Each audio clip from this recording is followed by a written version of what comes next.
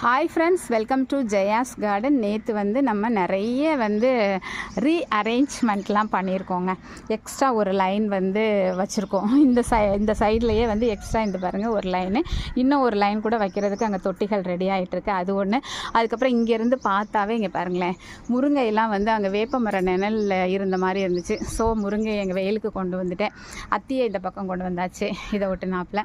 அதுக்கப்புறம் அந்த பக்கம்லாம் கீரைகளாக வச்சுட்டேன். இங்கே பாருங்கள், அகத்திக்கீரை, அப்புறம் தவசிக்கீரை, மாயன்கீரை வச்சுட்டேன். இங்கே இருந்து ஸ்டார் ஃப்ரூட்டு வெயில் தாங்க மாட்டேங்கிறாங்கங்க.